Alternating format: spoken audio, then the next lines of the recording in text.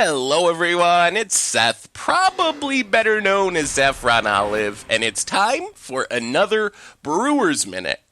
So, right now, in the Magic world, the focus is on tribes. We just had Commander 2017, a tribal supplemental product release. Ixalan spoilers are in full swing. So many sweet tribal things going on there. So the Magic world is focused on tribes, tribal matters, creature type matters, which means we're going to take a few minutes today and talk about building tribal decks. I think this is going to be a really important topic to discuss with pirates and dinosaurs and vampires entering standard. I got a feeling a lot of people are going to be building tribal decks. So we got three topics or pointers for building tribal decks that I wanted to go over today. Hopefully, this will help when you sit down after Ixalan release and try to build that sweet pirate deck, try to build that sweet dinosaur deck. And these lessons also apply to modern. So if you're building, I don't know, a janky werewolf deck or hippo tribal, doesn't really matter. Tribal is tribal is tribal. So whether we're talking modern or standard, these lessons are going to help make sure your tribal decks are as good as they can possibly be. So a quick reminder before we break down building tribal,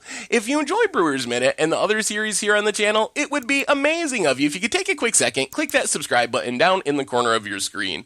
It's a great way to support the channel and the site for free. So, number one of our three things is when you sit down to build a tribal deck, you need to ask yourself, what is this tribe trying to do? What is this tribe's competitive advantage? We've talked about this a little bit before, but think of it this way. We're going to use real-world decks in Standard and Modern as examples. So let's say you're thinking servos or cats. What do they do well? They go wide. They make tokens. They overwhelm the opponent by going super wide, getting around their blockers.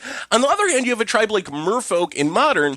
They're kind of a go tall type tribe almost because they have the best lords. That's a competitive advantage of Merfolk. They get all the 2-mana island walk lords. If you look at, let's say, humans and elves in Modern, their advantage is they have 1-mana mana dorks. They have, for humans, Noble Hierarch, Avacyn's Pilgrim to accelerate into 3 drops, into 4 drops. The elves have a million things that make mana. Elvish Mystic, Llanowar Elves, Heritage Druid. And then if you take a tribe like Slivers, which is a little weird, their advantage is they have a ton of keywords. So they want to take advantage of the fact that everything they play gives everything else this keyword. So when you sit down to build a tribal deck, step one, figure out what the tribe is trying to do. Figure out the competitive advantage. And this is really important because it helps you whittle down the tribe. Some tribes, and we'll see what Ixalan looks like when it's completely spoiled, but pirates, dinosaurs, they might not have that many members in Standard, so it might not be that hard to find the best ones, find what the tribe is trying to do, put only the best ones in your deck. But when you get back to Modern, with humans, with Merfolk, with tribes like that, there's so many options. If you can figure out the competitive advantage first, that's going to help inform which of the hundreds of humans that are legal in Modern actually are going to end up in your deck, because you don't just want any human. Just saying human isn't good enough for a human deck. You want humans that support your plan and support what you're trying to do. So that's why competitive advantage is so informative. It not only informs the style of deck that you're going to build. Are you going to go wide? Are you going to go tall? Are you going to try to play a whole bunch of one-of so you have a bunch of different keywords? But it also helps you whittle down the tribe members that are actually going to end up in your deck. So that's number one. Decide on the competitive advantage, and then as you build, focus in on that. Very hardcore. Stay focused to that competitive advantage. Don't play a 7-drop human in your all 1-drop human aggro deck. That's not what we're going for, just because it says human isn't good enough. Anyway, moving on to number two. If you look over tribal decks, in Standard, in Modern, your goal should be to shoot for about 30 tribe members in your deck, or Tribal Matters cards. That is actually a very consistent number across formats, across decks, across styles. If you're going to be tribal, you want about half of your deck to be tribal. And this varies a little bit, maybe from 28 to 32, depending on the deck. But you need your deck to be overloaded with things that are on target for your tribe. That's one of the biggest things I'm afraid of as people start building their dinosaur decks, start building their pirate decks in Standard, is we're going to see these scattered synergies. And that's what you really want to avoid. Yes, Verdurous Gearhulk is a powerful card. No, you probably shouldn't be playing it in your dinosaur deck. You should probably be playing playing a dinosaur that's a little bit less powerful than Verdurous Gearhulk in a vacuum, because your deck cares about dinosaurs, and for a tribal deck to work, you need all your cards, or a huge percentage of your cards, to be on synergy.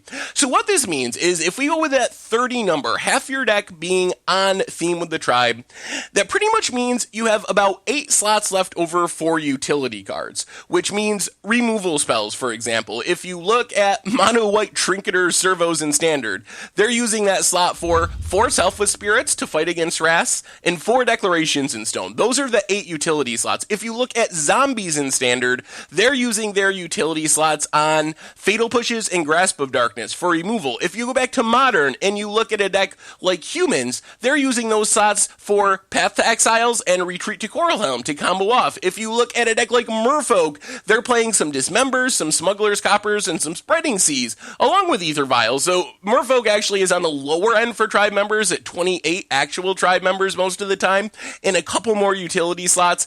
So that's what you need to think about. Narrow it down to the 30 tribe members, and then how can you best spend approximately 8 non-tribe member slots. It might be Collected Companies. It might be Ether Vials and Dismembers. It might be Fatal Pushes. It might be Declarations in Stone. But that's what you're working with. That's the formula. And all those decks I just mentioned are right in that range. Somewhere between 28 and 32 tribe members. And then somewhere between like 9 and 5, or 5 and 9, I guess makes more sense, utility cards to fill out the deck. So that's kind of the formula for a tribal deck. So when you sit down to build Pirates, when you sit down to build Dinosaurs, that's what you're shooting for. And if you decide that one of your 8 utility slots is best used on Verdurous Gearhulk in your Dinosaur deck, that's fine. It seems unlikely that that's going to be the correct way to use a utility slot. You probably most often either want things that are removal to help you stay alive, or stuff that somehow supports the tribe. Cheating on mana. That's basically what Collected Company and Ether Vial are in a lot of tribal decks.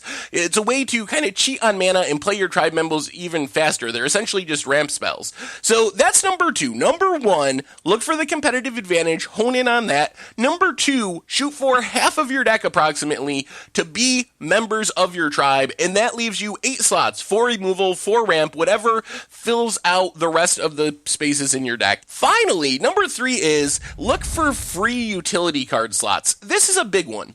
The challenge with building tribal decks, unlike building just good stuff decks, other kind of decks, control decks, is so many of your slots are dedicated to tribe members. That's necessary to make a tribe work. That's no good playing a bunch of Lord of Atlantises if you don't have merfolks to pump them up, or playing a bunch of slivers if you don't have more slivers to gain their abilities. So you really want to look for free utility slots, and this mostly means 2 things. So one example of this, and this is a fairly rare example, but in Zombies, for example, you get Dark Salvation. That is actually a zombie card. It isn't a zombie creature, but it is a zombie card. It makes zombies, it works with your lords, it does exactly what you want to do, but it's also a removal spell. So you're getting this kind of free utility card. It's a removal spell that also makes zombies. Those situations are actually fairly few and far between. We'll see. I mean, if there's a pirate making removal spell, that's awesome. Or a dinosaur generating, I don't know, burn spell or something. That's super awesome when that works out, but that's fairly few and far between. Most of the time, this free utility slot comes from the land. So if you look at Zombies in Standard, they have Ifnir Dreadlands. It's a removal spell. It's also on a land. These are free slots in the deck. You're not cutting into your number of zombies. You're not cutting into your 8 utility slots approximately, but you still have this extra removal spell in Ifnir Dreadlands. And Scavenger Grounds is a graveyard hate card. If you go back to Modern, you see this with lands as well. You see stuff like Kessig Wolf Run in some Humans decks. You see Mutavault as a lot of decks. It's basically a way to up your tribal count without really impacting your card count, because the land slot is basically free. Or Horizon Canopy gives you a little bit of card draw in your elf deck, a way to just cycle through your deck, and you don't have room to play Asurum Visions or whatever card draw spell would actually take up a non-land slot in your deck, but you can make a couple Horizon Canopies work. So definitely look at this in Standard as well. If there's some good utility lands that can help round out your deck, that's an easy way to cheat some more spells into your deck while still keeping your tribal count all the way up to 30, and also still keeping your 8 utility slots to use on the very best, most important spells for your deck, because that is the challenge. 8 utility slots is not many, and if you start eating into those, you're going to not have the fatal pushes, not have the declaration in stone. So anyway, that's building tribal decks. So just to recap, step 1, obviously decide on your tribe, but then decide on the competitive advantage of the tribe. What does your tribe do well? And use that information to not just inform the style of your deck. Are you going wide? Are you going tall? You're looking for lots of keywords, but also to inform which tribe members are going to be in your deck. You're not going to play the random 7-drop Furnace of Wrath Pirate in your aggro pirate all 1, 2, 3 drop, top it off with a Lord at 4 deck. That's not what you're going for. If you're playing Pirate Ramp or something, if that's a thing, then awesome, play the 7 drop, but use that to inform your intertribal card selection choices and deck style choices. Number 2, gotta have 30 tribe members, or at least as close to that as possible. Low end is 28 from what I've seen with all the tribal decks I've looked at. Some decks get up to like 32, 33 if you really push it, but that's kind of the baseline. Shoot for 30 on tribe cards in your deck, which leaves you 8 utility slots, which you can use for removal, you can use them for ramp, depending on the style of your deck. If you're going to be more going long and more controlling, or being very aggro, you probably want to have removal in those slots. If you're just trying to flood the board as fast as possible, that's where the Ether Vials and the other ramp spells come in. So use those 8 utility slots wisely, but shoot for 30 tribe members. And finally, look for any free utility cards you can slot in. Most often lands, but like I said, keep in mind Dark Salvations, Bitter Blossom, cards like that. If you can find free utility cards, fairy counter spells, zombie removal spells, that's an easy way to sneak some extra utility spells into your deck, have more removal, have more powerful effects, but still keep your tribal count high. So anyway, hopefully this is helpful when Ixalan releases, or even just building random tribal decks in Modern. Anyway, thank you very much for watching. I hope you enjoyed the video, and I will talk to you soon. Thanks for watching the video. If you enjoyed it, help us out by clicking that like button down below.